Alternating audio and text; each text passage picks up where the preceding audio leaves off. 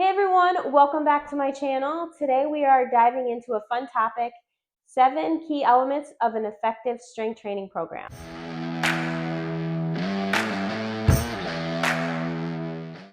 I remember when I was brand new to all of this and I didn't know what to look for in a program. I just thought what I was doing was the right thing. I was doing things like Beachbody workouts and circuit training, but my progress stalled pretty quickly.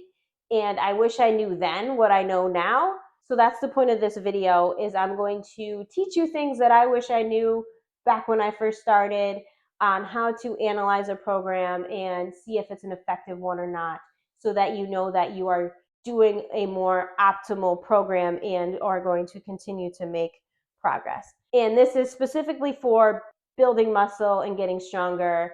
If your goal is to get faster at sprinting, obviously that's going to look a little bit different. So this is for an effective strength training or muscle building type program. Also, if you want to follow something that you know is well designed and incorporates all of these elements, I'm going to put a link to my free 6-week program below. So I would check that out. One of the first things to look for is that the program you're following is utilizing effective exercises. Examples of these would be deadlifts, squats, lunges, and different pulling and pushing exercises. You want to be performing exercises that are going to challenge your muscles and are challenging enough to bring you close to failure. One of the most important elements of building muscle is bringing your sets close to failure. This means 1 to 3 reps shy of that. Exercises like donkey kicks aren't the best for that. Neither are exercises like burpees that feel challenging, but are more designed to fatigue you and not actually hit your muscles very hard. They might make you sweat, but if you're just trying to feel exhausted, you could do that in other ways just by chasing your dog around the yard. But just because you're exhausted after chasing your dog around the yard doesn't mean that you just built a bunch of muscle, right?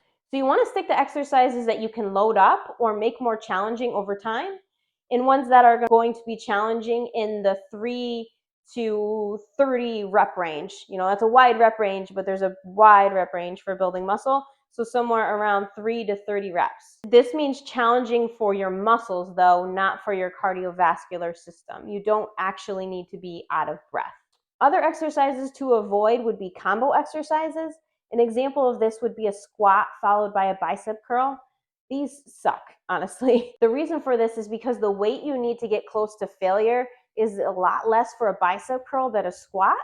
So your legs aren't going to be working very hard in this exercise. This is super ineffective for your legs and stupid. Just don't do it. The next thing you want to pay attention to is how much volume the program has. If you notice that there's 20 different exercises and 100 sets per workout, then that probably isn't a well-designed program. That's going to be overkill. You're doing too much. It's very unnecessary. So you want to find something that puts you in that optimal range. And the optimal range is actually pretty wide, anywhere from maybe 8 to maybe 30 sets per muscle group. It depends on your experience level. So if you're brand new, you could probably get away from doing like 8 to 10 cents per muscle per week. If you are really advanced or on, some enhancements to help you out, then somewhere around 30 sets might be optimal. Most people don't need to go that high. Most people are going to do best somewhere around 15 sets if you're more of an intermediate lifter. That's usually where I'm around. I don't go, into the 20s or 30s unless I am focusing on a certain muscle for that program. But for the most part, somewhere around 15 sets. If you're more of an intermediate, if you're brand new, start at the bottom, 8 to 10, and work your way up to that. So no need to go crazy with your exercises. I don't want you to overcomplicate this though. You don't have to count your sets or anything like that, but just pay attention to the volume. Like I said, you don't need to be doing 20 different exercises.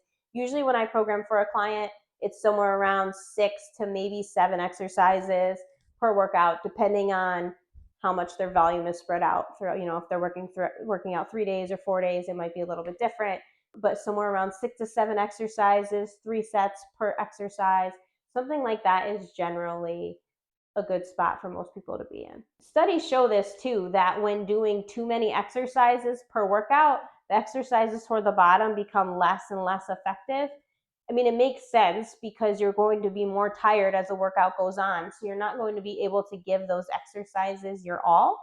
Some people refer to it as junk volumes. It's not going to necessarily hurt you by doing too much, but you're just wasting your time by doing those exercises. You're not really making much progress by doing that.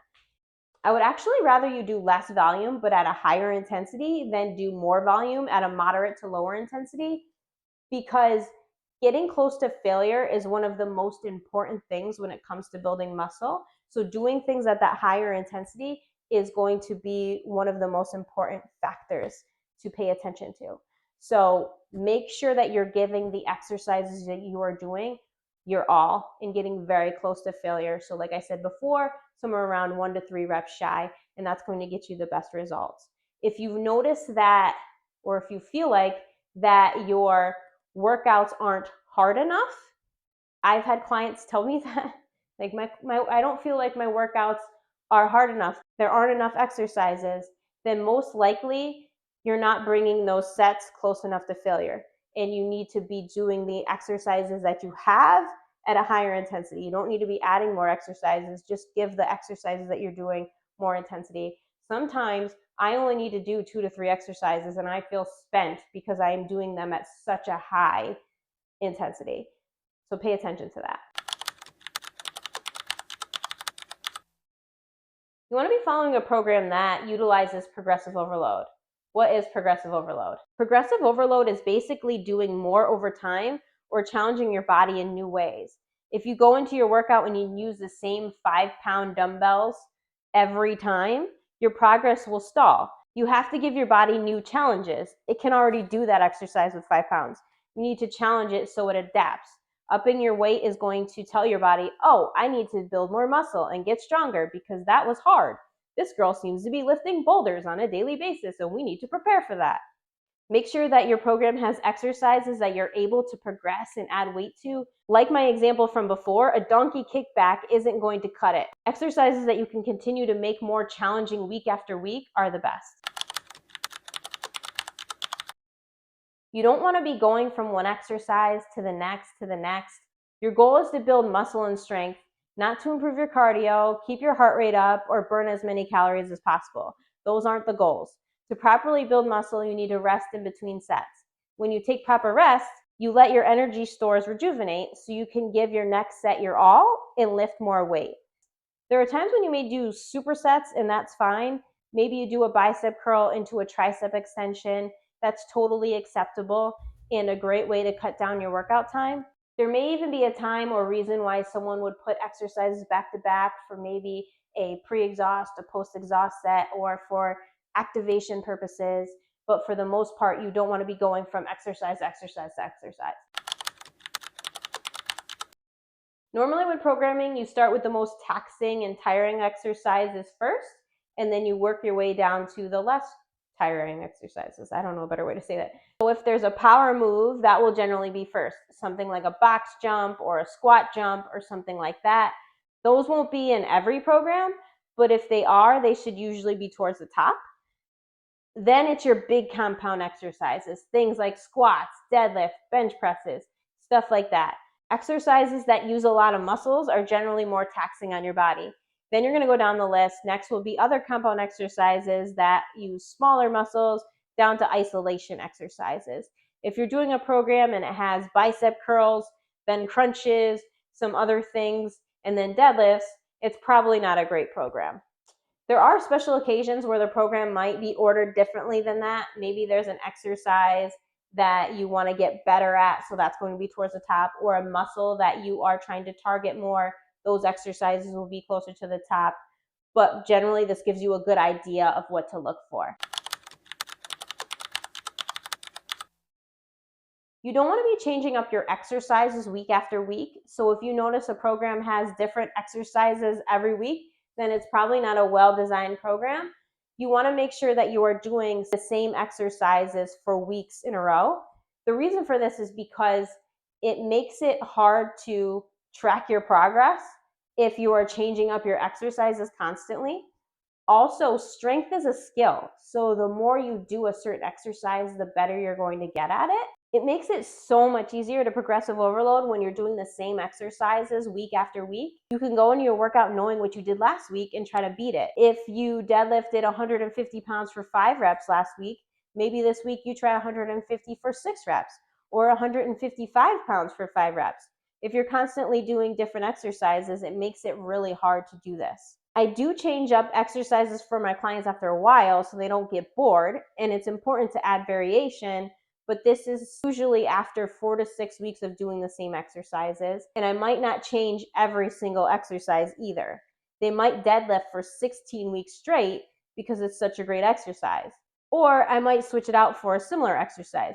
Maybe they've been barbell back squatting for a while. I might switch it out for a front squat or Bulgarian split squat. The point is, though, if you notice there's different exercises every week in a program, that's a red flag.